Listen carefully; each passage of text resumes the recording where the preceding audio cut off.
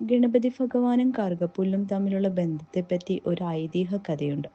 അനലാസുരൻ എന്നൊരു അസുരൻ ഉണ്ടായിരുന്നു. അവൻ ദേവന്മാരെയും ഋഷിമാരെയും ഒരുപാട് ഉപദ്രവിച്ചു. അസുരന്റെ കണ്ണുകളിൽ നിന്നും പുറപ്പെടുന്ന അഗ്നിജാലകൾ കാരണം എല്ലാവരും ഭയന്നു.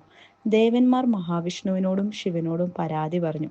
അസുരനെ നശിപ്പിക്കാൻ ഗണപതി ഭഗവാന് മാത്രമേ കഴിയൂ എന്നവർ അറിയിച്ചു. ഗണപതി അസുരനുമായി യുദ്ധം ചെയ്യുകയും ഒടുവിൽ അസുരനെ വിഴുങ്ങുകയും ചെയ്തു.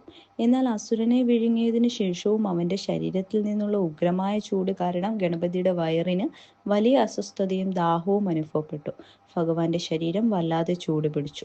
ദേവന്മാർ പലവിധ വഴികൾ പരീക്ഷിച്ചു. ഇന്ദ്രൻ ചന്ദ്രനെ ഗണപതിയുടെ നെറ്റിയിൽ വെച്ചു. മഹാവിഷ്ണു താമരപ്പൂ നൽകി. ശിവൻ സർപ്പത്തെ അരയിൽ കെട്ടി. വരുണൻ മഴ പെയ്യിപ്പിച്ചു. എന്നാൽ ഒന്നും ചൂട് ശമിപ്പിച്ചില്ല.